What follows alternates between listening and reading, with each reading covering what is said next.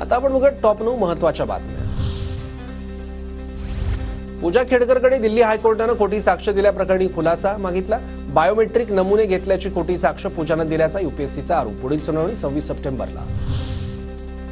कुलगुरुपदी केलेली नियुक्ती रद्द करण्याच्या निर्णयाला डॉक्टर अजित रानडे यांच्याकडून मुंबई उच्च न्यायालयात आव्हान। विदर्भातील संत्रा आणि मोसंबी उत्पादक शेतकऱ्यांना नुकसान भरपाई तातडीने द्या, कृषी मंत्री धनंजय मुंडे यांच्या सूचना। खाद्यतेल, मिरची पावडर, दुधाचे नमुने जप्त। नवरात्र, दसरा आणि दिवाळीच्या पार्श्वभूमीवर अन्न व औषध प्रशासनाची तपासणी मोहीम। मुख्यमंत्री वयोश्री योजनेत राज्यात 10 लाख ज्येष्ठांचे अर्ज, 6,31,000 अर्ज मंजूर, तर सर्वाधिक 2.5 लाख अर्ज पुणे विभागातून। मुक्त विद्यापीठामध्ये 30 सप्टेंबरपर्यंत प्रवेश घेता येणार, विद्यार्थ्यांना ऑनलाईन प्रवेश अर्ज करता येणार। मुंबई विभागाचे संचालक डॉ. वामन नाखले यांची माहिती। राज्य बँकेच्या कर्मचाऱ्यांना आजीवन पेन्शन योजना, निवृत्तीनंतर दर महिन्याला 10,000 मिळणार।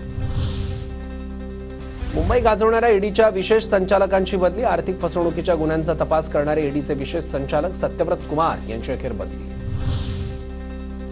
बदलापूर अत्याचार प्रकरणी एसआयटीकडून कल्याण कोर्टात चार्जशीट दाखल, 2 गुन्ह्यांच्या 2 स्वतंत्र चार्जशीट, खटला फास्ट ट्रॅक कोर्टात चालवण्याची एसआयटीची मागणी।